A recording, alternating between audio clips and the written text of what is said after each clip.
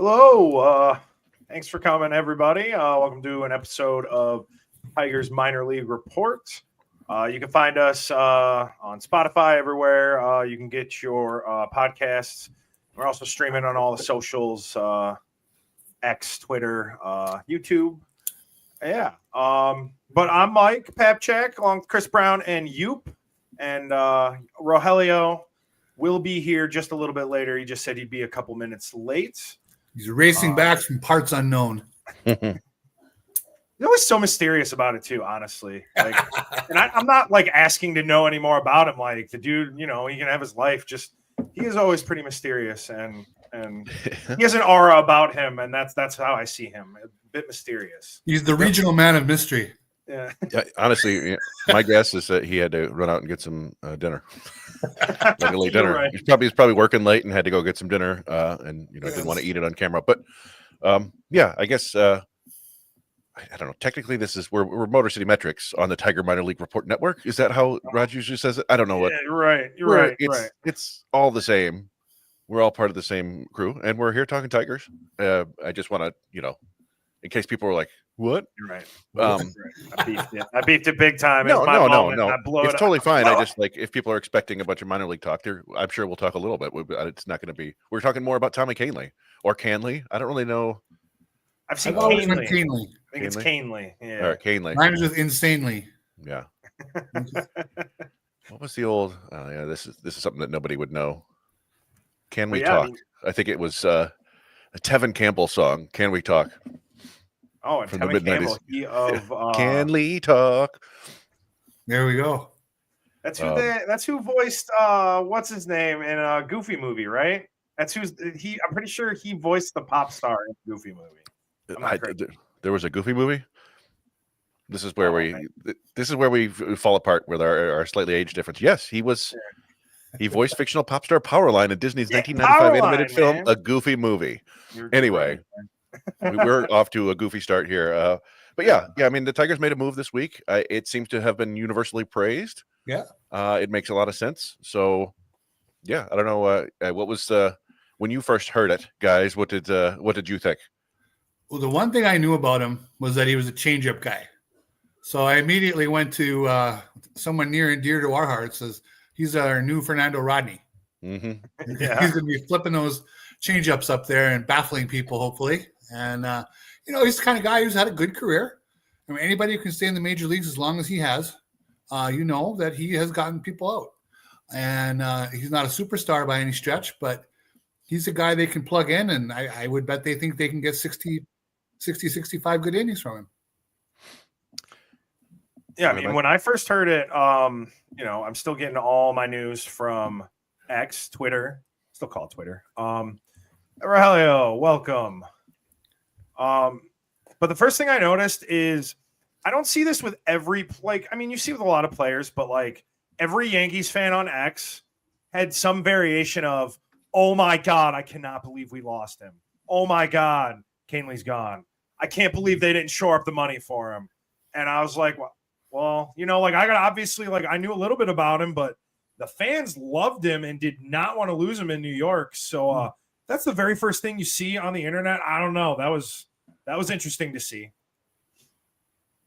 Yeah, fans also love to complain about anything too. I mean, it's Yankees fans. It's Yankees fans for you. I mean, they will find a way to inject themselves and find. And even when I was on the press conference with them yesterday, what was it this morning? Was it this morning? It was this morning. Yeah, I think so. Yeah. Today's been a long blur of a day, but he had the hammer of Thor in the background.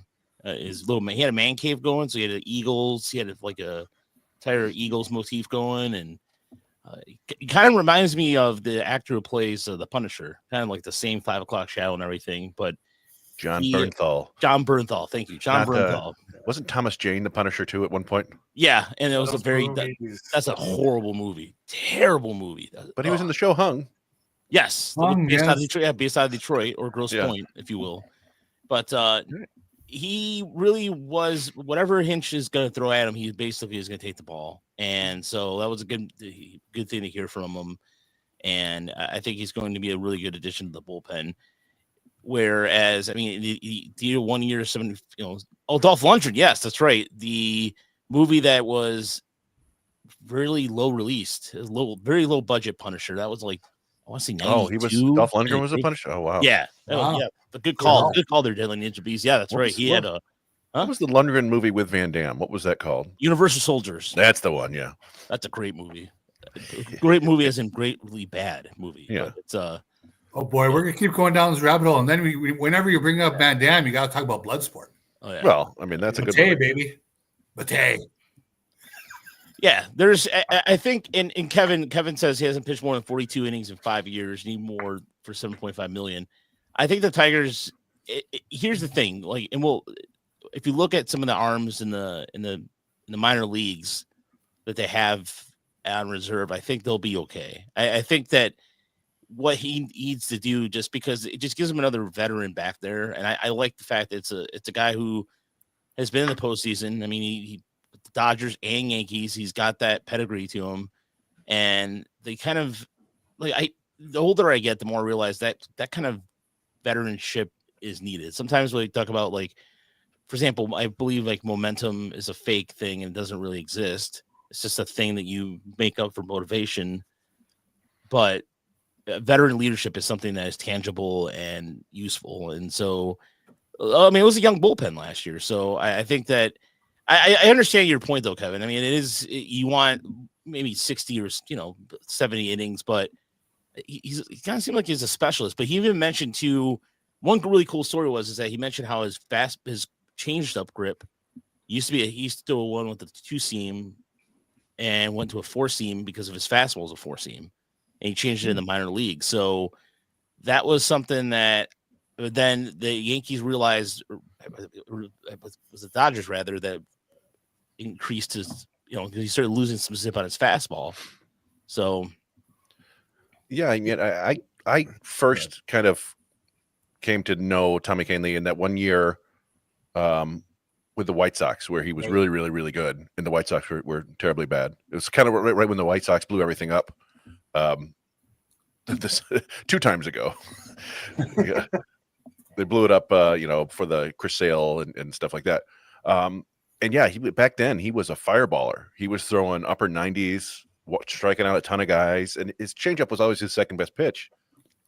But when you're throwing 98 and touching 100, you're not going to use it as much. But then the usage ramped up like crazy. And then when he came back from Tommy John surgery, he's like the most changeup heavy pitcher of all time, it's just an odd thing to say, right? Like, changeup by its nature is supposed to be a change of pace pitch from the fastball. It's supposed to be keep guys off your fastball. And you theoretically, you would think the more you throw it, the more hitters get adjusted to it, but they just don't. It's I wrote that and you mentioned Fernando Rodney, and I wrote that Jim Price would absolutely call it a trick pitch, right? Because it's just a pitch that batters cannot pick up for whatever reason. They see the arm speed, and the parachute deploys 5 feet in front of the plate, and they swing over the top of it. They pound it into the ground. They swing and miss. And he does still have 94, 95, 96 in his back pocket. We saw in the playoffs. So you have to kind of think about that, even if he's throwing 61 straight changeups. I just think, the money doesn't matter to me. Like anything under, 1 year. I mean, if they paid him $20 million, I'd be like, well, that's a bit much. But 1 year deal for $7.75 million is kind of nothing by today's standards. And it's one half of Max Scherzer.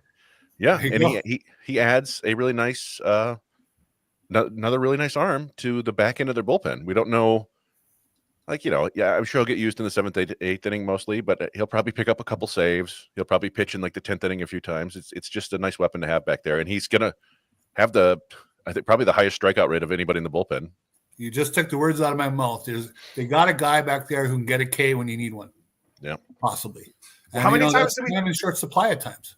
Well, how many times did we talk about it last year? Like when the bullpen had its struggles, like we never felt like any of those guys really had that true wipeout pitch. So it's like this guy kind of just makes perfect sense. And he threw changeup 73.1% of the time last year. 548 changeups and 145 4-seamers. The ratio is insane. He throws just fast enough that they have to respect it. And I just think in the back of everybody's mind, nobody wants to watch a heater buzz past them with the bat on their shoulder. Mhm. And I think that's what makes that changeup, even though he throws it so much, that's what gets by, is just the thought, that little back of your mind, the heater's coming at some point. Yeah. It's a good tease. It's a good tease. It's a good way to trick picture. By the way, I just wanted to share the Lynn Henning. I went to go to the Twitter to get a clip of Tommy pitching, and then that was the first thing that came up, which was this tweet from Lynn. The Detroit News is Lynn Henning, and that is this quote right here: "Tigers all along have been building towards the most feasible option for adding a bat, knowing that they must have a major trade. Bregman ends up down the road as a tainted deal, too lengthy. Trade assets are strong and should get stronger through training camp." Okay. I don't think anybody would be opposed to a trade, but who do you go get? Who's out there that's available at third Make a base suggestion. Make a suggestion then. that is a viable option that is, dramatically better than Alex Bregman is next year. You're going to go trade for Austin Riley? I don't know who's there. Who? Suarez? Yeah, he's got 1 year left. Suarez does. He's coming off 2 years ago. He struck out 212 times. I wanted Suarez. I agree. Yeah. But those are about the only names that kind of drift up there. Yeah. By the way, thank you, Dan. Dan Fernandez saying it best. When doing Lynn things. That should be like a motto on the show. I'm sorry, 214 times for your Suarez 2 years ago. Nick C on Twitter wants to know: did any of us want Max Scherzer? No. I wanted Scherzer about the same amount as I wanted Verlander or Cobb. Honestly, these are all older veteran arms who have been breaking down in recent years, and it would have been cool to have Max Scherzer back. Always liked him. Going back to the horrifying giant bobblehead. I don't know if you remember those. Yeah, I do. Yeah, even before that. But it's. I don't know. Like I said, I view him about the same as Cobb and Verlander. So yeah, whichever one they get is fine. I just like the way Mike said it. No. Well, there's two kind of reclamation projects. You're going to get a dude past his prime and you're hoping you can squeeze one good year out of him, or you're getting a younger guy that was maybe higher thought of and he hasn't really hit his full potential yet. I'd rather go for that kind of guy than a Max Scherzer at age 40. He hasn't pitched consistently enough. I don't. Yeah. He's a Mizzou guy. I'm always going to love Scherzer, but he just, every time he talked, he had a way about him that just always rubbed me the wrong way too. Just the whole, he's just so very full of himself, and he should have been. He was an amazing pitcher, but I don't know. No, what was the famous thing he said? He said, "And hats off to me." Kudos to me. But you know what? I never found him to be full of himself like that. I always thought that was tongue in cheek. But maybe he was. But I mean, Verlander was the same way, right?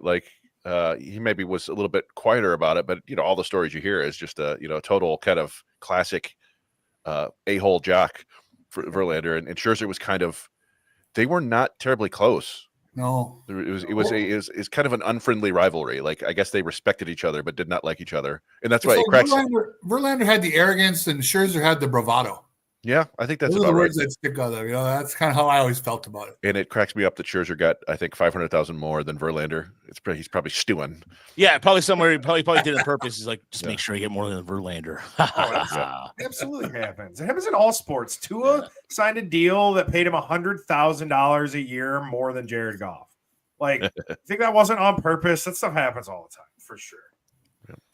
Yeah. So it is a thing where I think that for me, Scherzer has, it's he's got the mileage on him already. So there's you guys were just talking about it. It's his time is, I'm not saying his time is done or anything like that, but he better suits Toronto in the back end of their rotation. Gives Toronto a much need. They have Berrios, they have Kevin Guzman.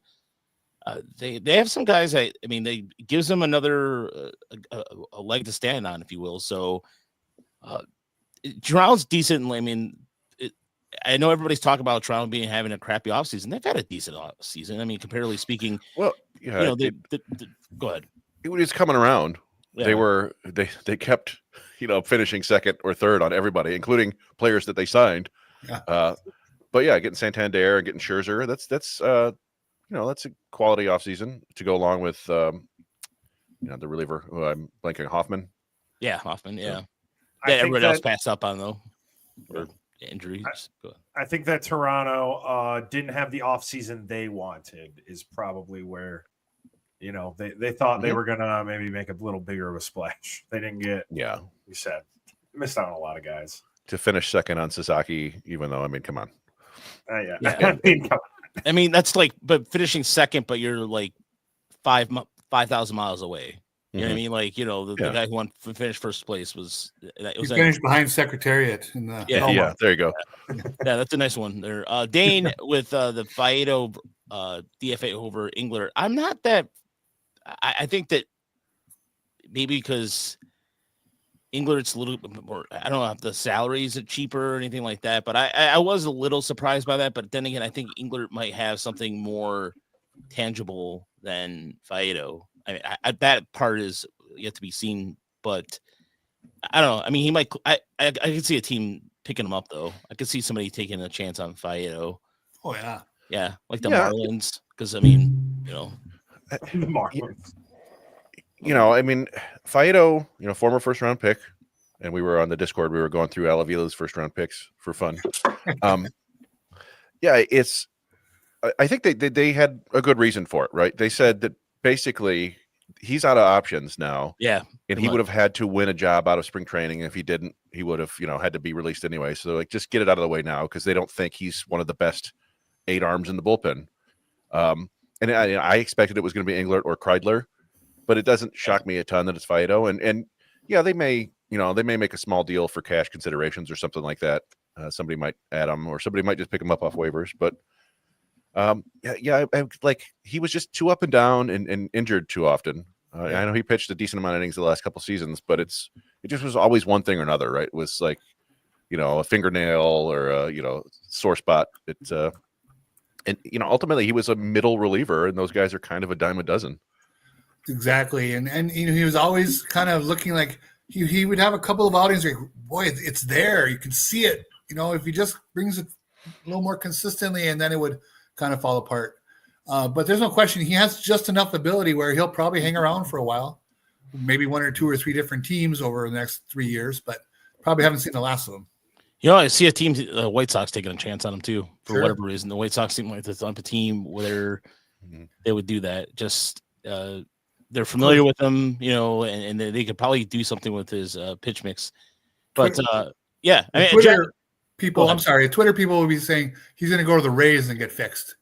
Everybody thinks the Rays are going to magically fix somebody. So yeah, the Rays have that ability. It would be one of those kind of things. But I mean, it's possible. He's always had a really good slider, but nothing else was really there. I remember our buddy James Chipman caught a lot of guff because he went out and saw Faedo the very first year he was a pro, and his fastball was like 89 to 92, and everybody was like, "What? He was throwing 96, 97 in the College World Series," and it just turned out that. He just wasn't that pitcher.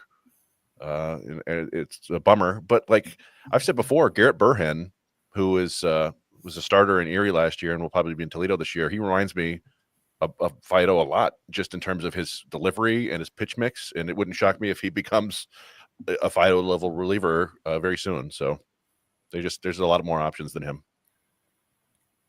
Yeah, here's another thing too. People are bringing up Jack Flaherty. Based off he had a tweet. I'm trying to find the tweet right now, but essentially it was just emoji laden. I think it was Jimmy Butler giving the T sign. Yeah. Okay. T for Tigers. T for timeout here. I don't. Yeah. Like, I don't know. Trying to parse athletes with their their cryptic tweets is it might be fun, but it's feels like a big waste of time. Yeah. Well, I mean, one of his high school buddies too, for all we know. Yeah. I'm not saying this is the end all be all, but Scott Harris went out of his way to say at his press conference after the Kahnle signing, like that they were still looking to upgrade the lineup and they were still looking to upgrade the bullpen. And he specifically cited those two things. And the one thing that's missing out of those is starting pitching. So even though he declined commenting on Jack Flaherty specifically, I think it's been something he's consistently said throughout the offseason. I feel like unless Flaherty's willing to take like way less than he maybe expects to, I just don't see it happening. I don't think it's something they're looking for right now. Yeah. Well, they're not gonna, as Dan said, and he can't talk about. Obviously, he can't talk about who they're gonna be making moves for. But at the same time, it's a poker face thing right now. I mean, here we are heading into the last day of January, and even. I like Diddly Ninja Bees. He said even Scott Harris's office is boring. I really think that, you know, I think the situation for the Tigers right now is that they are basically waiting out the waiting game between Scott Boras and what have you. And I don't know, like the fact that nothing definite has what the Tigers have made available about what they're doing. And usually by now there's some sort of, proclamation about like, is there non-roster invites out? I mean, there's nothing that has. Have you guys seen the non-roster invites yet? Because I haven't seen. The Tigers haven't put it. I've seen a lot of other teams that have put them out there. I don't know if there's any. I don't think there's any deadline or anything like that to put those out there. It's just, I don't know. It's just something that they haven't done yet. Yeah, no. And Andrews Scott said this correctly, that they don't. The Tigers signing seem out of left field, that they don't seem to leak much, and it's right. That's a full. It's not like back in the Avila days where you got some sort of indication or they were giving away their cards like that to sort of even enough where we actually remember. I don't know, Chris, if you were there when Avila was talking to somebody about a trade he made. You were there. You told me about it. I wasn't there, but yeah, like just how he was like. I don't know what, he was just openly talking about this trade. It was just really weird because it was just like he was giving out, like, it was too loud for everybody. It was like everybody could have heard him around, and I thought that was strange. Usually people like speak in whispers or something like that, but it's definitely the case here with the Tigers. I think there's going to be, it's going to happen like at 10:15 in the morning sometime, or 10. It's just gonna be another random thing because with same thing with Tommy, they've been approaching him for the last 2 weeks. And there's no indication. He was never a name that came up at all. And so I think that's where it could be the case with this as well. Yeah. Well, it even to that point, like we started hearing about Scherzer to the Blue Jays maybe like a week and a half ago, and the Kirby Yates thing was like a week before it actually got finalized. Long time. The time between we first heard that the Tigers are close to signing Kahnle, and the time they actually tweeted out that they signed him was like 2 hours. So it was basically a done deal. It feels like the media didn't hear about it until he was already signed, which is it just seems to like that's the way the Tigers operate. Like there's zero leaks there. So I don't know. Like it does feel like these kind of Woj bombs, right? Like, well, there it happened. They signed. Yeah, I guess he does operate a little bit like Dabrowski. Dabrowski was a little, I don't know. Dabrowski always felt like almost like he was just lying. Like he'd be like, "No, we're not going to take a third baseman." And then the next day, the deal was done. Whereas Harris just doesn't really say much of anything, and then it just happens. He's a stealthy assassin. Yeah. Oh man, you know what? I just realized I deleted all my Dabrowski pictures I had. No, never mind. No. Dabrowski, if you mention Dave Dabrowski in this chat or in this conversation in the podcast, he will come up. I have several pictures of Dabrowski to go to because that's the kind of legend he is. Or you randomly see him at a sorry, Mike, I didn't mean to block you there. But the face definitely. He's always got that face. I just farted, possibly. First lips. Yeah, yeah. I'm not gonna tell you anything. Or if I'm gonna pull off a great trade, I will. That's what I do. That's what I do. I don't know. Yeah. So somebody asked what we thought Flaherty would get. Oh yeah, Skip. What's Flaherty's market? 15 million AAV That's also minimum. a scary picture of Skip. Skip Bayless. I thought that Flaherty at the minimum was going to get a deal kind of like in that Kikuchi Severino Manaya range, like 3 years, 60 to 75 million. And I thought, it was more likely he was going to get like 4 and 80 with an option for like, it just felt like, because he's only 28, right? Yeah. Well, he's 29 now, I guess. But yeah, and look, I'm looking at Fangraphs. The projections, the crowdsourced projections at Fangraphs were 4 years for 88 million, which sounds about right. So I don't know what's going on there. I don't know. We've talked about it before. He was kind of involved in that weird, like, attempted coup in the players' union. And I don't know if there's there's stuff behind the scenes that maybe like, we don't want to bring that guy into the clubhouse. But I don't know. He pitched really well for the Tigers last year and looks like a solid mid-rotation starter at least. Well, and they can afford it. Yes, they have a lot of depth, but I mean, depth is great. I'd rather have talent, at the end of the day, and the guy's good. I just don't know, where the Tiger priority is. And I understand offense has to be right up there, but, when push comes to shove, I mean, there's a guy who wants to come there, supposedly, and he's good. I mean, he did have the injury. Like, there are always injury concerns with him. I don't really think that could affect him to this point. It is really shocking that he hasn't signed yet. Because the suggestion was 15 million. That's the same amount that the Tigers paid Alex Cobb. So if you think that Jack Flaherty is worth the same amount of money as Alex Cobb, like that's nowhere close, So I don't know. I do think the medical thing could be the biggest thing, because I guess I feel like guys with possible medical issues tend to take a little bit longer to sign. Yeah, and it might not even be a thing so much as it's a thing that teams can use to pretend it's a thing. Yeah, right? Like, well, I don't know. You're back. I sometimes, but again, we've talked about backs before. We don't like the backs. Yeah, backs are bad. We like the fronts. I mean, if we're talking about medical stuff here, in honor of Mayo Smith here. Yeah. What was the cursed year where two managers died? Was that? Oh, is it when Chuck Dreesen passed away? Was it two of them? Yeah, two guys died in the same year. Yeah, maybe it was 71, 72. I can't remember. Yeah, but yeah. Well, I was just looking. There are only 4 players left on the free agent market projected for 2+ WAR next year, at least according to Fangraphs. Alex Bregman at 4, Jack Flaherty at 2.6, Nick Pivetta at 2.5, and Pete Alonso at 2.4. So the pickings are getting slim. And they're all kind of like this. What's the holdup here? Yeah, I think he's going to be just fine. Sorry. What'd you say, Mike?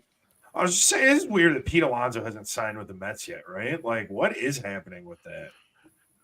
Yeah, I mean, it's weird because they had gave him that big offer. Was it last year? It was like a 7-year extension or something like that, and he turned it down. And now it's almost like they're making him beg for it.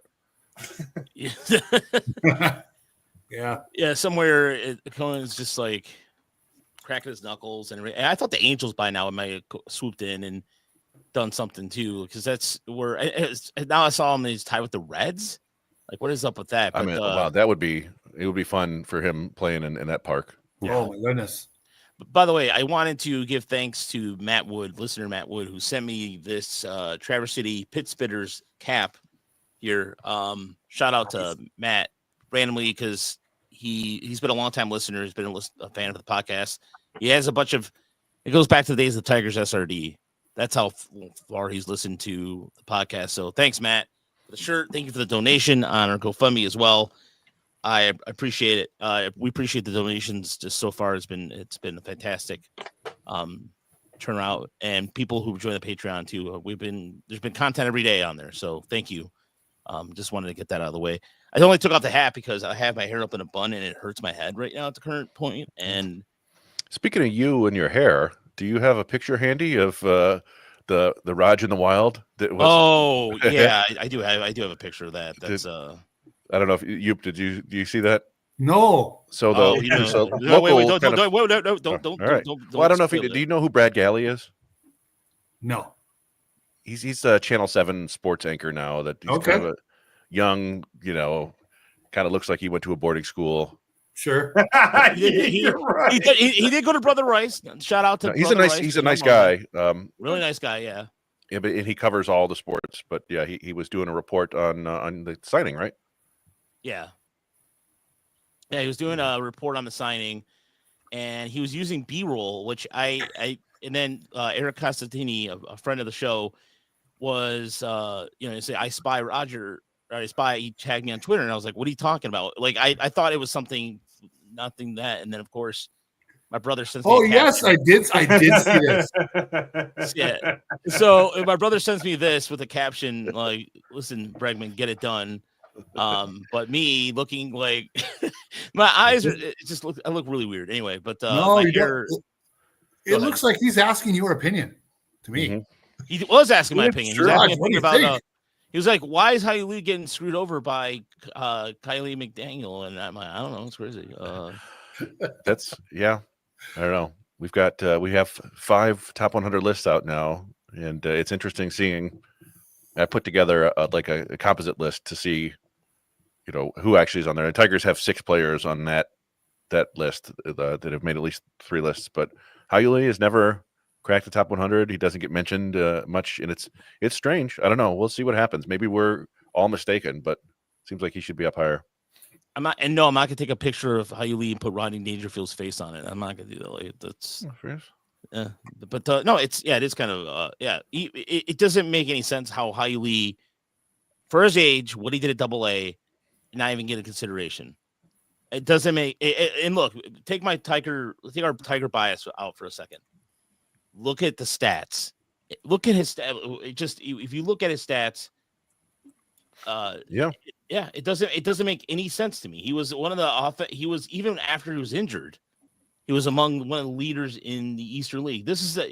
He batted 298, 363, 488, OPS of 851, 12 home runs, 56 RBIs in 87 games.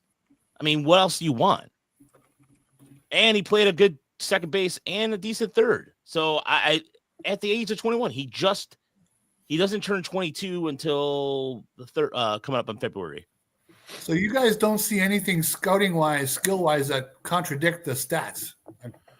No, I mean, he's got warts. He's a kind of aggressive hitter, and then the Erie announcers talk to us about how they think the slider away could be a problem for him.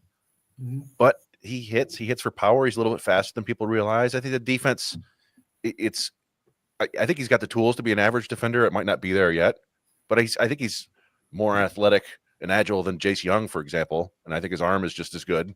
Maybe the accuracy is different, but no, you can look. And I just did, as it were, at the number of, going back to 2006, the number of 21-year-olds or younger who have put up a 140 WRC plus at the AA level. And it's, let's see, there are 22 of them over the last 18 years or 19 years. And it includes Oscar Taveras, rest in peace, Mike Trout, Jock Peterson, Evan Longoria, Tyler O'Neill, Rowdy Tellez, Colby Rasmus, John Singleton. Then you get some other guys, Justin Williams, Kyle Blanks, Riley Green, Drew Waters, Mark Vientos, Owen Casey, Roman Anthony, Dylan Carlson, Carson Williams, Tristan Casas, Cody Bellinger, Miguel Vargas, and Howie Lee. There you go. A lot of big leaguers on there, a lot of good big leaguers on there. So, by the way, Kevin's right though. Isn't the slider away a problem for most people? Well, it is for some. It's for Nick Castellanos. It's always kind of been the bane of his existence. He's managed to, survive without that. It's Javi Baez is no friend of the slider away, but in his prime, he was still able to survive. I don't think it's a death knell to Howie Lee's profile or anything like that. And I think he covers everything else pretty well. So I actually think he could have a Gleyber Torres kind of career, but we'll see. So ESPN has 3 Tigers in the top 10. Yes. Yeah. That was eye-opening, I thought. What people think of Kylie McDaniel, he's been doing that for a long time. So he knows a thing or two. Yeah, there were 3 sites that had I guess there are 2. Let's see. Baseball Prospectus and ESPN both had Kevin McGonigal as a top 10 prospect. He's a top 30 universally and comes at 16th overall in the composite ranking. Max Clark is a top 10 prospect to 3 different places, and then 22nd and 31 at 2 others. And then Jackson Jobe is the 5th overall prospect and number 1 pitching prospect if you don't count Roki Sasaki. But the 3 outlets that actually have their prospect rankings matter for the prospect promotion incentive picks and stuff like that, they have Roki Sasaki in there because I think they have to. But the ones that don't have, they like, nah, he's not they don't count him as a prospect because he's been a pro pitcher in Japan. But I was interested, and again, guys have their lists and they do this for a living, and that's great. And I don't want to rip on anybody in particular or even give them too much credit for knowing everything, but a guy like Keith Law, whether people love him or hate him, one thing he's been consistent about as long as I've been reading him for years is he doesn't love high school pitchers. Mm-hmm. You could probably say he detests high school pitchers in some respects. But now he is obviously seen the light on Jackson Jobe, and Jackson Jobe got no high school bump from Keith Law and now has him, right up near the top. That's getting a lot of respect, I thought. Yeah, but I think with Keith Law, I mean, he's a kind of a fun governor anyway, so you can't go after him with certain things, but I think he's going by history. And for the Tigers, and I'm working on an article that I'm finishing up probably tonight when I'm done. But I went back, and what we're trying to establish essentially is why this is important. On these are just lists. These lists are just things that you might not think about 3 months from now, or you forget about them, but they're important because there are benchmarks on progress. And something that Chris was helping me kind of do he was editing the article today, and it's just going by the research here. The Tigers between 1974 and 1978 had the core of the in 1984 Tigers team that won the World Series. Mm-hmm. The 68 team was built with when they used to have 6 classes of minor league ball. They used to have AAA, AA, A, B, C, and D. That was the thing they used to have, and it's like way back it was from 1946 to about 1962. Anyway, the Tigers between in terms of the worst 25 to 30 years period, they had between 1978 and 2001 just 6 All-Stars. And I'm going to ask you to do the trivia. We're going to do the trivia part here in a second. 6 homegrown guys they drafted. Yeah, 6 homegrown All-Stars. Okay, so for people that are sitting out in our YouTube chat right now or on Twitter, name is 6 homegrown All-Stars. Mm. Yeah, name them all without cheating, which means that was between 78. You said 1978 and 2001. Gotcha. So, but here's another thing. That's terrible. Okay, pitching that's terrible. The fact is, even between 2001 until this point too, it's just a bad stretch as well. Mm-hmm. Yeah. You can argue that. You can make a case for it because you can talk about Curtis Granderson, you can talk about Justin Verlander, you can talk about Rick Porcello. There's some victories, yeah, of course. Omar Infante. There are certain things you can, you can go, okay, but as far as like making publications and all that, it doesn't matter if all right, fine. But you never saw the Tigers dominate any type of list ever. And when you had the God bless Lynn Henning, because he between Cody Clemens and any other guy he was a fan of, he had to do his job out there to promote these prospects.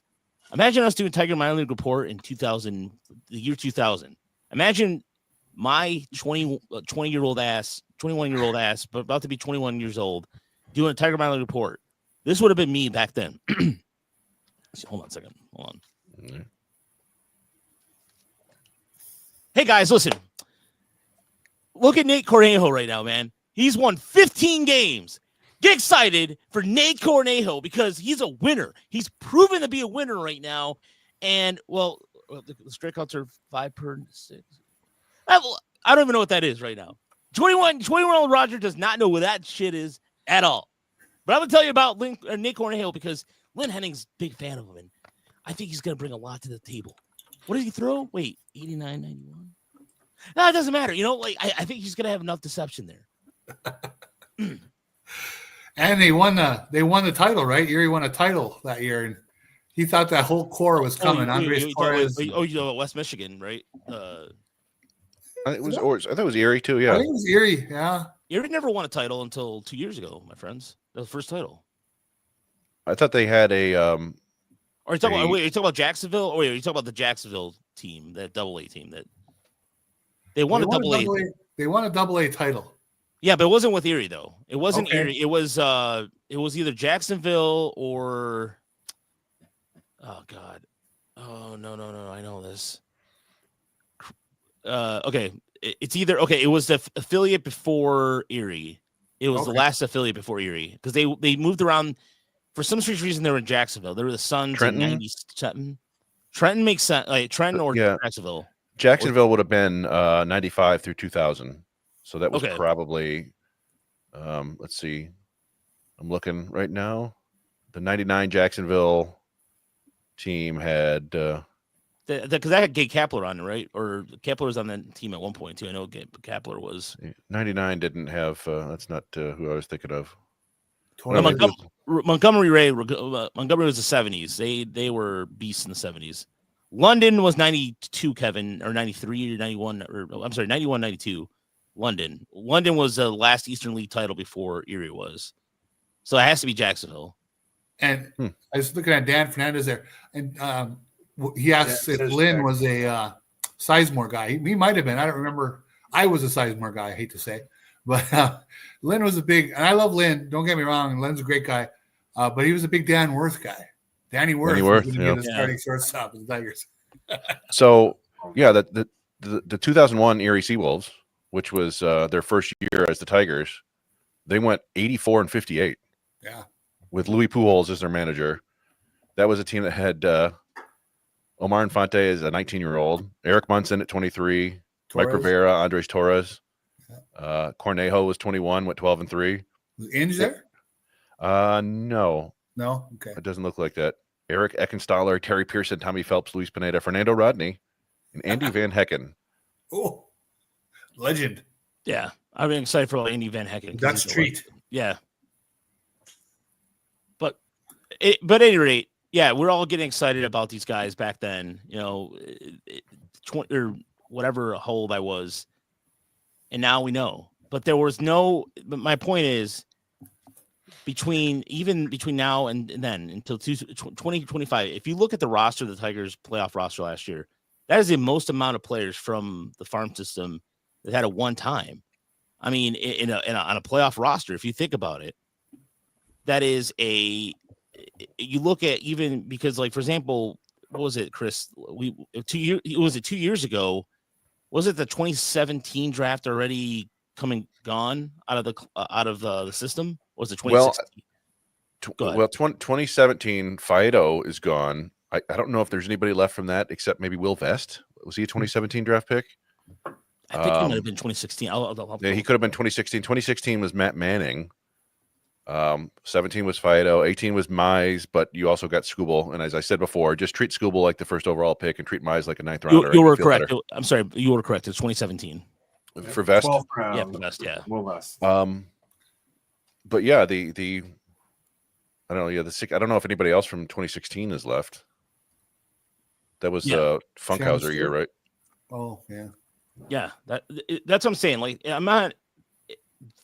it's not just the reason why you have to kind of take this and go, well, holy, you know what, is because we're witnessing, and like I said, I'll lay more out in the article tomorrow when it comes out. We're witnessing some sort of history here in a sense that, like, the Tigers are actually developing and developing their own talent, which is something they have not done in Mike Papchek's lifetime. I mean, I'm Mike, you're the youngest guy here. So if I put this in perspective here, you have not seen this because you've never witnessed this, have you? because you're so spoiled by the damn Cardinals and the Cardinal way. Blah, blah, blah, blah, blah, blah, blah, blah. Let me tell you, it is not going to be fun in St. Louis for baseball this year.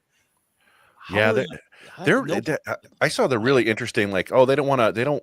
It's such a weird thing. Like, why they're like, yeah, we don't want to burden the incoming GM with bad contracts. So they're just like playing out the string with Mozeliak. Is it like, why? What is the point of that? I don't get it. Look, man, that's what happens when you always go into every room with your nose in the air, being like, I am smarter than all of you. That's what the aura gives me. I don't know. Yeah, that's what the Cardinals do. Like, they smell their own, like, they're like, like that's how that it seems like. It's just, I mean, they're still my NL team. I will say one thing, I found it a little bit odd, going back to Keith Law's list, that he had 7 Tigers on the list, including 3 in the top 25 and 6 in the top 60, and then he ranked them the 7th best farm system. It was like, what? Like, I don't know. Like, I don't know how much weight you're putting on the depth of a farm system, but if you got 7 top 100 prospects, that's pretty good. Like, I don't know. I would prefer more high-end talent than a bunch of guys down the road, but maybe he just doesn't see much past the top 8 or so.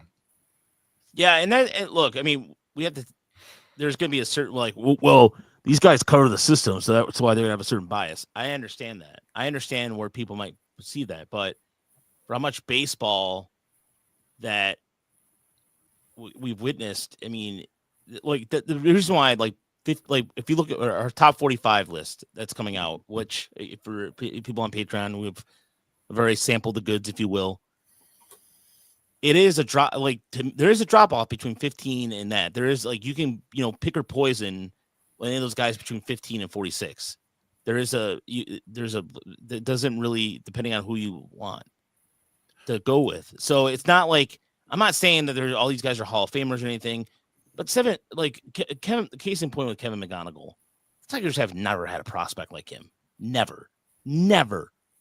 A guy with that hitting tool like that, like, I'll go on a limb and say that. I mean, Colt Keith was a revelation, but then you see McGonigal's numbers, and they're insane. They are, like, metrics, like hardcore sabermetric numbers are crazy what he's doing right now. Like in terms of if he's able to produce that at the major league level. Now it's just taking that to the major league level.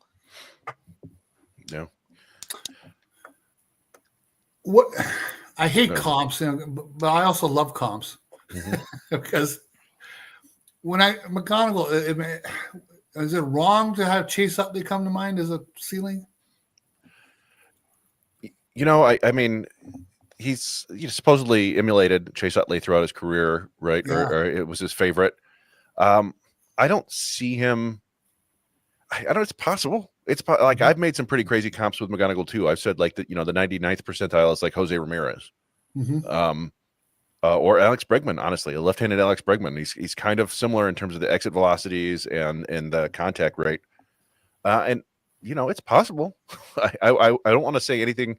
I think Utley, McGonigal could be one of those guys who doesn't necessarily walk a ton, but also doesn't strike out much at all. So it's going to be, I could picture like 45 walks and 45 strikeouts per year, something like that. Whereas Utley was like he walked a fair amount, but also struck out a lot.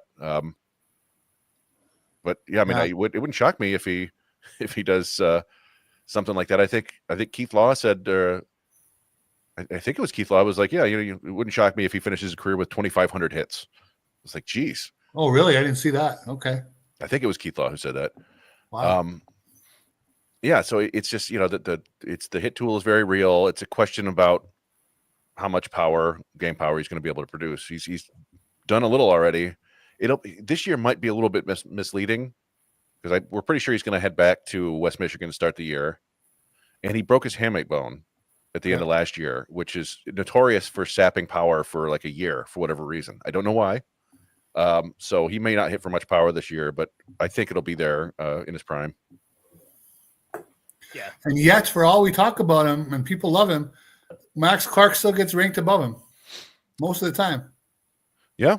If not most places, I'm looking, Yeah, Clark is above him at right above him at Baseball America, 22 and 23.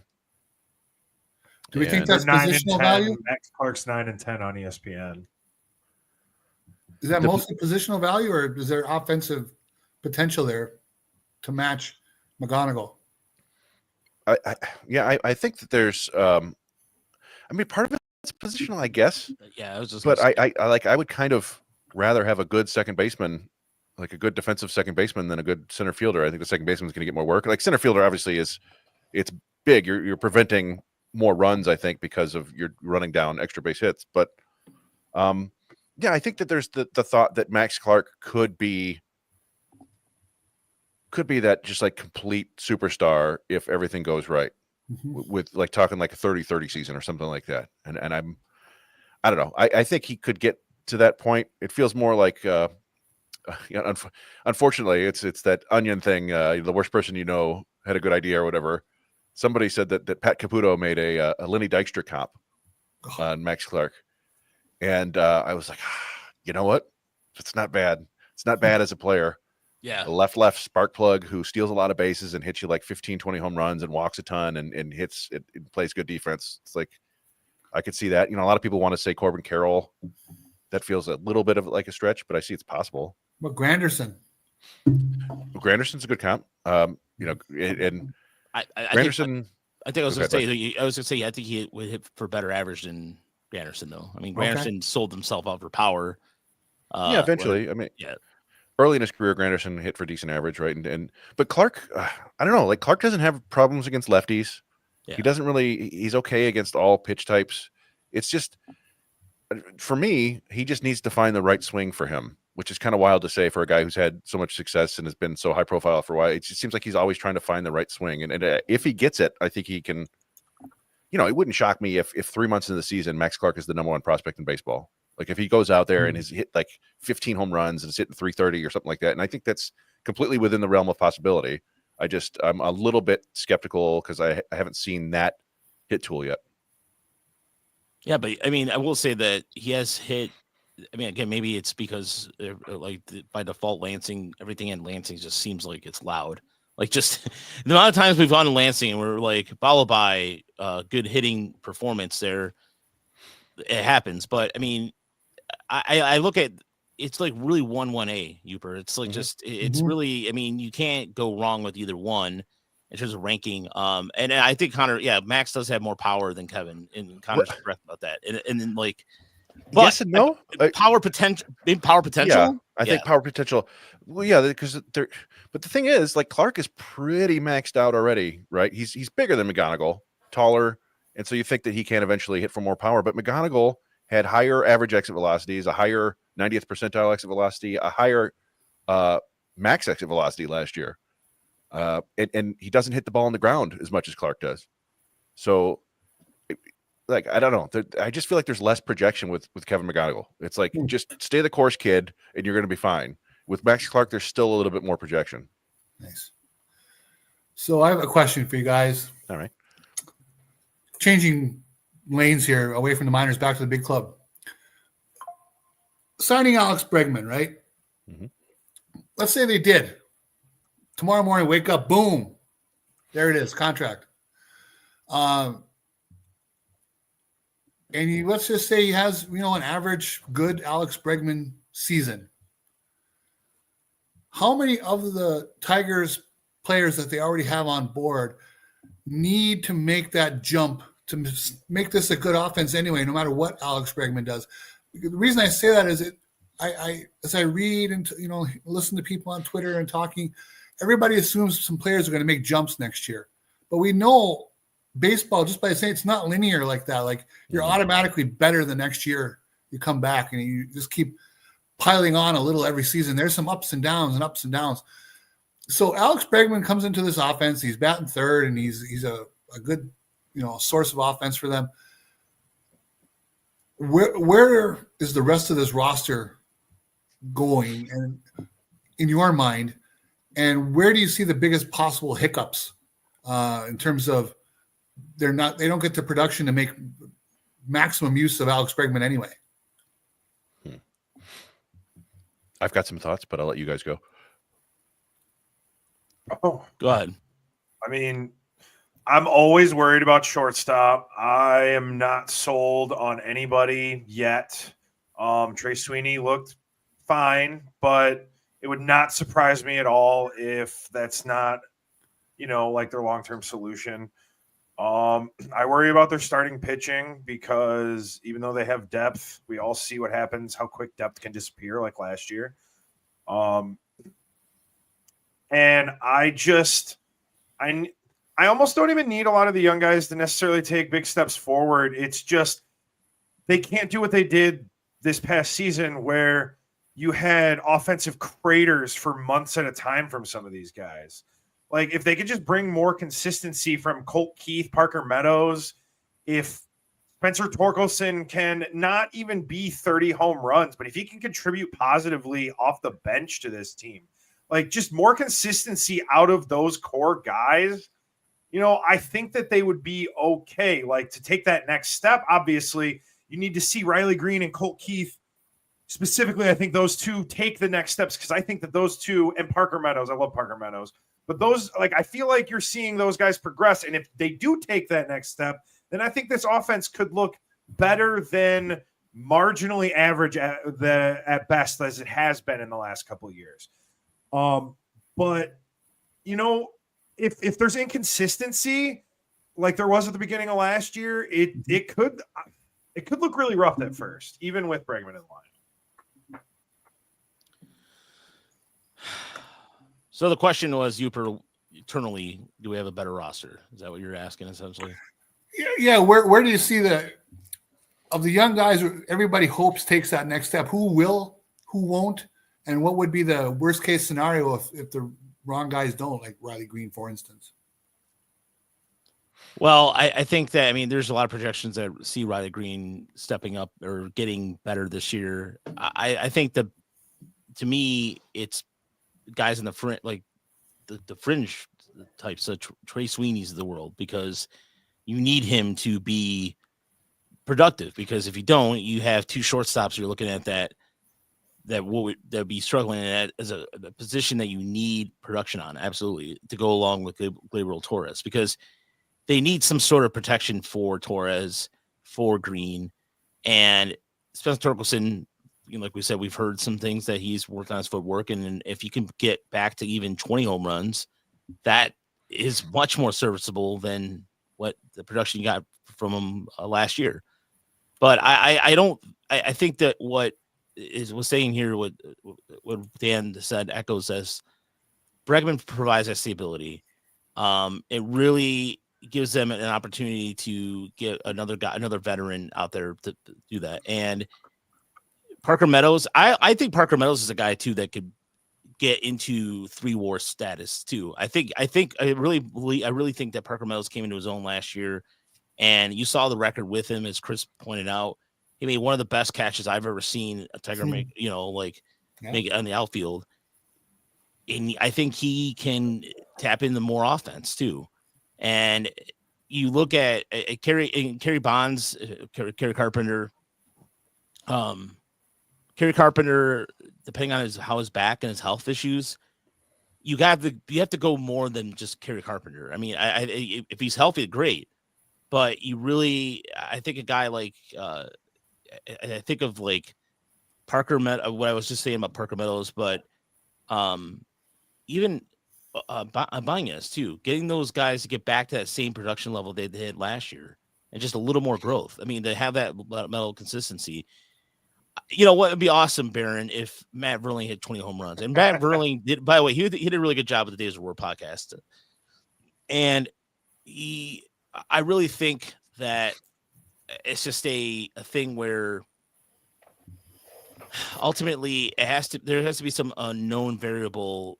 Like if you're thinking about like a prospect coming up, that's not a pitcher, like position wise, the Tigers don't really have, correct me if I'm wrong, Chris, but I don't see that happening right now, because they don't really, as far as like guys on the 40-man roster, all bullpen. They all added bullpen arms, and the rest of the, like, Eddie Leonard's coming back, but is he a guy who is a guy who's going to contribute. No, probably not. But there's just a guy. There's not a guy in Toledo that's going, you know what? I'm knocking. Yeah, nobody's knocking down the door. We think that Howie might be there in Toledo, but he might not necessarily be, demanding a call up. I think, the two big things, right, are Riley Green and Kerry Carpenter staying healthy. I'm completely comfortable with their production if they're healthy. I think that they're you could count on it. Basically, they're very good big league hitters. Trey Sweeney, I think, he's kind of a wild card, but honestly, I don't even care that much. If he showed that he could play above average big league shortstop, and if you can do that, you really don't have to hit much at all. Like he put up an 80 WRC plus. Like he might be worse than that, which you're getting in kind of danger zone. But if you're like 80 to 90 and playing plus defense, you're still a 2-WAR player. That's fine with me. I just want him to go out there and catch the ball. Mm-hmm. I think the two biggest wild cards are Colt Keith and Parker Meadows. I'm pretty confident that Colt Keith will take a nice step forward next year. Hopefully hitting for more power, right? He's going to need to. Parker Meadows, we were big Parker Meadows fans, but even I did not see what he did last year coming. The first half was so bad, but if you look, the top Tigers hitters from June 1st on, you got Colt Keith with a 107 WRC plus, Torkelson with 119, Carson Kelly 128, he was gone, Riley Green 141, Parker Meadows 142. From June 1st on, was 40% better than the average hitter in baseball while playing, plus defense in center field. If that's the real Parker Meadows, forget 3-WAR. He's like a 5-WAR player, and you're cooking with gas, right? Like, so that's the huge swing player to me. If he can do that for a full season, then this thing might take off for real. But I can't comfortably say that because I never thought he was going to be that good of a hitter. He hit 299 over 200 at bats, but still pretty damn good. So the reason I asked the question, and I appreciate all you guys, that's great. All of this was good talk. But you bring in Alex Bregman, and he's a good player, and he does Alex Bregman things. There's still, to me, if there's status quo production-wise across the rest of the lineup, still probably a 500-ish team to me. They need some of these young guys to follow that linear path, right, to break out if this is a playoff team. To me, there's a difference between being a 500 team and a playoff team. Where is that difference going to be made up from? I don't think it's only from bringing in Alex Bregman because they weren't that, with Vierling at third base and so on, they weren't terrible there. It wasn't a sinkhole. So when you bring in Bregman, you're adding a nice piece, but it's not patching a massive chasm in the lineup. They need other players to break out and follow that linear path of improvement and not have a dip back that kind of keeps them in a low gear. I mean, we haven't even talked about this guy, Justin Henry Malloy. I mean, Malloy's going to get some more at bats, and so the question becomes then what does he bring to the table? Because he has some defensive liabilities. So then, I mean, he's going to be seeing some time at first base. What if he takes off? And then what are you going to do with there's going to be? It's not necessarily a bad problem to have. And Winslow Perez is a guy who, I mean, as much as I'd love him to be a regular, I think he might be a better bat off the bench. And you're right. I do like the fact that, if you're going to, it's not going to be an automatic assumption that Bregman is going to be the solve, it's going to solve everything. But yeah, Nick C, you're right. I know you're not hating on that question about Justin Henry will get at bats. That's the thing. Like, what if he does hit, and where are you going to put him in the lineup? No, it's a very legitimate question. Yeah. I mean, if Kerry Carpenter is injured, then Malloy solves your DH problem, and off you go. As Connor indicated in the chat, that's a good idea as well. But I don't like. I still think, and I'm still going to hold this theory. I'm still going to stick with this. I've said since day one, I feel like they're going to have to make a trade, and you and Lynn Henning. Yeah, but simpatico yet again. Yes, but at least, but I also have suggestions and I have ideas and I'll put them out there. And I'm not afraid to remember. I mean, I'm the same guy who suggested Tyler O'Neill before it was cool. So, I mean, I think there's players out there that you can go for. I'm just saying, if you're going to say trade, make it, Henning, do your homework then. I love you, Lynn, but come on, man. Just, there is, I think there might be a trade in the works. I don't know, but I just think that it is the reason why a trade is necessary is because they have some pitching depth that they can go from in the minor leagues that they could, with the teams out there that are, that need pitching. So I think that you could, in theory, get another bat from that or another starting, I know there's the Virgil wanted to talk about Michael King. I don't know what the hell Scott here. I don't know what the hell San Diego's did. Like San Diego's even had a bizarre offseason. San Diego. I was talking to the Seattle guy yesterday for my work at my day job. And this Mariners, and he's a Mariners, he sells Mariners radio. And he's just like, I don't know what the hell the Mariners are doing. They made a signing today, right? Polanco. Yeah. That was, I think, their first move of the offseason. San Diego's got a weird ownership battle thing going on with people suing each other. That's never great. I don't like the Michael King thing. Sounds fun, but he's got 1 year left. Like that's the trade I think you make. If you're in first place and you're planning on going and win the World Series, whatever, you trade some prospects for a top of the rotation starter and make a run for it. But I don't think you trade prospects right now for a guy who's going to lose after 1 year. Yeah, it's like a trade deadline rental. Yeah. The other thing is, and people mention this, and you just can't ever predict who's going to show up and help. Some guys might wither away, but this is why you build depth.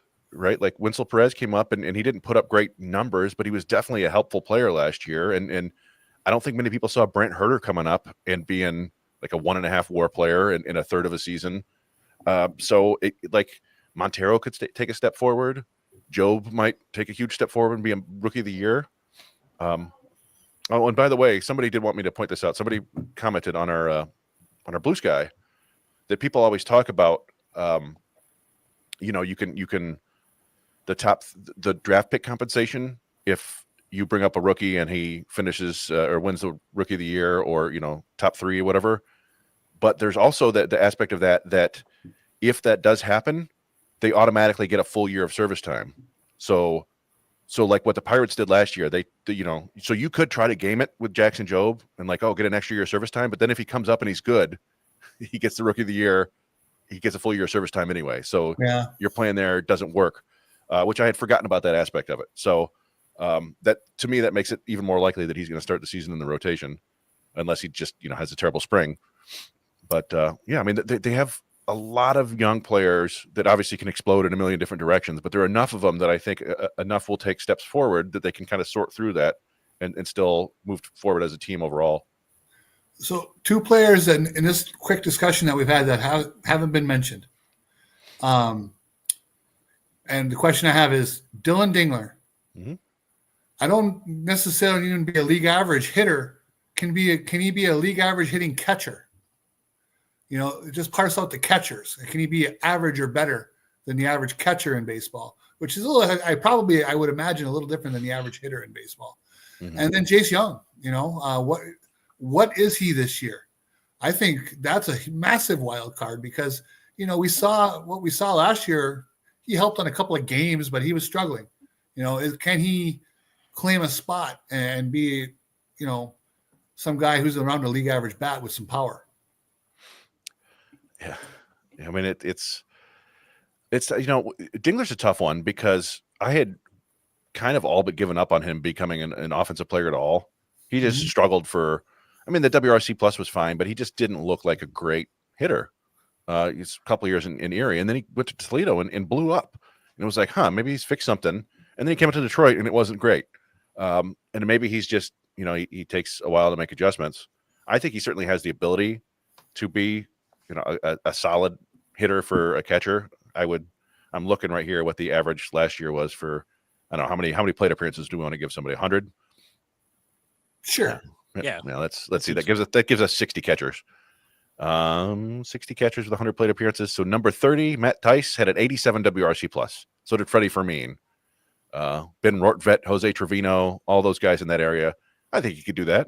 Yeah, why couldn't he be like a 95 WRC plus guy? Yeah, that would make him Yasmani Grandal, or Carson Kelly was 97. So I think it's possible. Mm-hmm. I wouldn't count on it next year, really. He's another guy that I just kind of want to catch the ball for now, and anything he does in offense is a bonus. By the way, shout out to Steve Cook, who was the one that said that Caputo. He was the one that tipped us off about Caputo. Oh, gotcha. Okay. Yeah. It was one of those things where the reason why I also, anytime that props where props is due in terms of Caputo, in a sense, because like the Lady Dexter, it is an original thought. So at least, yeah, we were looking at Dykstra's numbers for, was it in 1990? Lady Dykstra put an 8.9 WAR season, 192 hits, 89 walks to 48 strikeouts. He hit 325, only 9 home runs, but he stole 33 bases. Just a monster leadoff man. Yeah, he was. And that 93 team too, that Phillies team, that's a team that really came together at the same time. Jace Young, look, I know we seem like we're dickish on him, and I truthfully, look, the bottom line is that he's going to be healthy this year, and we'll see what happens there. I think he might have a chance to, if they don't sign Bregman, he'll probably start the year in camp somehow. I think that's what it was. Is like the hypothetical is, if they sign Bregman, it kind of shows you where does Young get the at bats. Yeah. Kind of where. Yeah, I mean, I think you move him back to second base and you put him in Toledo and you get him ready for next year, or you trade him. They cannot go into this year with Jace Young as their third baseman. They can't. Like I know they're trying and he's working on it and stuff, but he would be the worst defensive third baseman in baseball. It's in a big way, to the point where he would have to hit like 40 home runs to be an average player, and I just don't think they can do that. I don't know. Maybe I'm underestimating his ability to adjust and get better on defense, but I don't think it's there for him. And I don't know. I would expect that Matt Vierling would be your opening day third baseman if they don't sign Bregman. Yeah, I mean, there's even John Heyman's trying to fuel like, well, the Dodgers ain't done because Brandon Gomes said you'll never say never. It'll continue to add, could potentially add more stars. So, that would be fun. But that's one that we talked about that a little bit. Like theoretically, I guess they could move Max Muncy back to second base and have Haesung Kim, the guy that they signed, be like their utility guy, and then have Bregman at third base. It's possible. It's tough to navigate that lineup when you've got Ohtani and Freeman and Betts, and I don't know. It would be kind of fun. No, look, I don't think it is saying that you're signing Bregman is running off Young at all. It's just where the question is, where do you put him? And then that's all it is. I think Young is a guy who could contribute at a major league level. I mean, he has the metrics. He's got the good hitting ability. It's defensively at third. It's not. I agree with you, Chris. I don't think it's long term. And he not, and maybe this is just a thing where like prospect fatigue or whatever, but he fell off every top 100 list except for Baseball Prospectus. So even if he won the Rookie of the Year, the Tigers wouldn't get a pick because he wasn't on the top 100 for Baseball America, MLB, or ESPN. And I think that's probably because he was playing third base at a really poor level. Yeah, I definitely don't want to come across as writing him off. It's just more so we're talking about trying to get every one of these young guys at bats. It's not going to happen with everybody. It's just if they sign a third baseman where we expect Young to at least they're trying to play him, it's just kind of you run out, and he didn't. I don't know. I guess he didn't stand out offensively last year either. So. They just have such a big crowd of people who need second base, first base, DH, and right field at bats. Yeah, right. Yeah, and that's why I'm saying that's what I'm saying. That's why I think a trade makes sense because it would allow. I mean, also even go down to like guys like Justice Bigby as an example. Like the guys, and Chris and I were doing like these videos that are coming out later in the week for people that are behind the paywall. It's already out on YouTube. guys like Justice Bigbie, those type of players, Tigers are not drafting those kind of guys anymore. And they're making room for guys like quicker twitch guys that with power that control the strike zone. And so like your Justice Bigbie types are not going to be the type of players the Tigers draft anymore or develop. I mean, it's I think what you have to realize, or I think it just makes too much sense for them to trade. Now it's just finding the right trade partner. And that's where I think, but Harris is not going to, like I said, Harris is just literally, he's the neighbor Wilson from Home Improvement. He is just literally like this right now. You have no idea what's going to happen. His eyes are going to be right here, but you're not going to know what he's going to be doing. He's just going to sit there and look at you and go like this. I mean, you know what's going to happen? He's going to look at you and lull you to sleep the same way. This is what's going to happen. He's going to do, let me see if I could put this. I have the perfect way I could put this. Okay. There's the best way I could put this possible is this is what Sky Harris is going to do to you. Simply this. And now I can't find it. You son of a bitch. You son of a bitch. Fuck. Real good build up too. No, I'm really mad at myself because I just had it and now it's gone. And I'm really kind of, you know what Scott Harris is going to do? Damn it. Never mind. You know what? No. Never mind. Screw it. I was going to say, no, you know what? No, I have it. Okay. No, mine. I found it. Okay. This is what Scott Harris is going to do to you. Okay. He's going to look at you like this and give you the intense look. It's like, hey, listen, I'm hearing what you're saying right now, but I'm not going to tell you what I'm doing anyway. You know, Roger, or Helly, look, dude. Thanks for. I really appreciate coming on the minor league podcast, but I'm just not gonna tell you what I'm gonna do. You know why? Because I don't want anybody to know what I'm doing. I'm gonna sip this coffee or Gatorade. What I'm doing right now, I'm not gonna tell you a damn thing. Because I'm Scott Harris, and that's what I do. Because not a damn thing. You know why? I mean, he's gonna. You know, it's just. I think he's gonna be just fine. So it's good in a V-neck.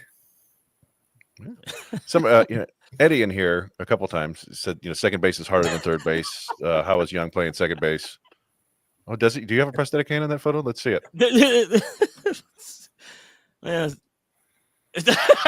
Oh yeah, it looks weirdly weird. Yeah, but like, and you know what though? It's the same. There's another. Okay, you know what? There's another one too where you guys are gonna continue. Go ahead.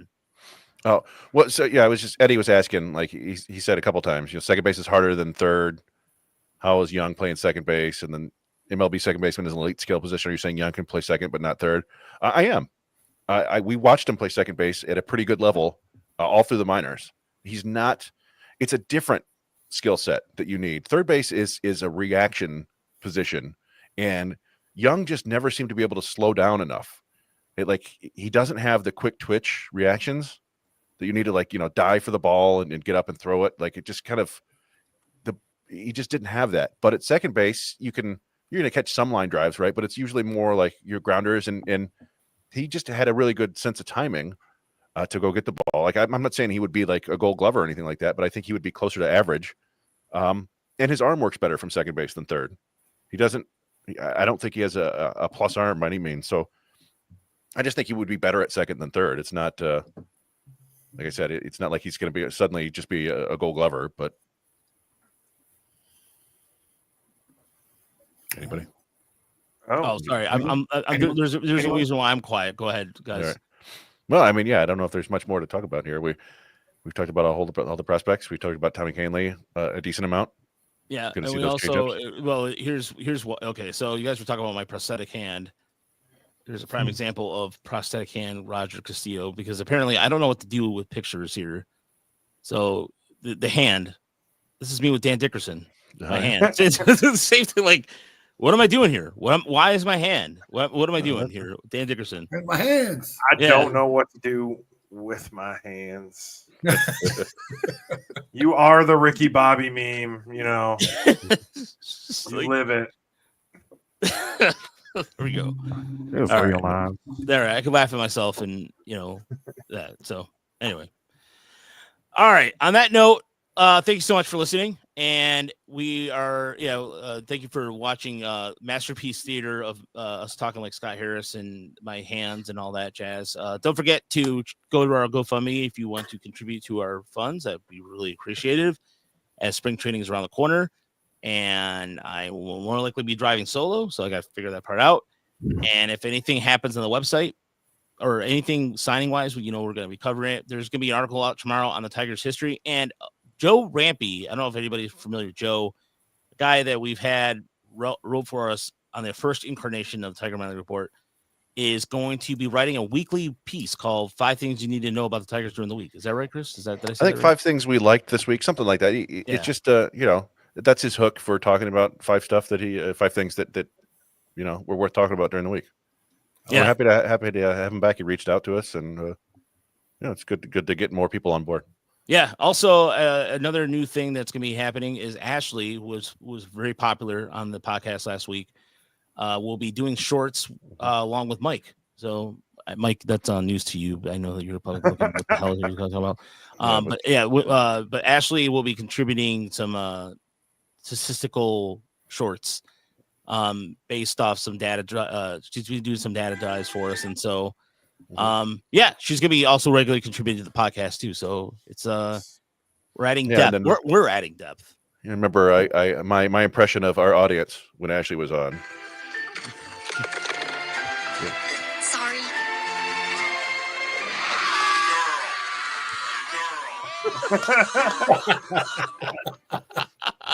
If anybody knows what that is, it'd probably be better to see it, but that's the scene from Inside Out when you get to see inside the young prepubescent boy's head, and he freaks out when a girl shows up. Yeah, that was one of those podcasts where it was one guy kept saying the same thing, like Ashley, hey, Ashley. But all jokes aside, she's a really, really good guest, man. Yeah, she was fantastic. She knows her stuff, and we're finishing up a video on. She's gonna be working on the video on the newest reliever too. So she's gonna be talking about the bullpen. And that's going to probably be dropping the next day or two. So for myself, Mike, Uper, and Chris, we'll talk to you soon. We'll talk to you next Thursday, pending anything going on. And like I said, there's going to be some content over at TigersMLReport.com. Thank you so much. And, you know what? We got to poop on the White Sox, too. So, we'll be talking. Good call, Dun and Jabez. We got to reach out to our Southside friends. We use it.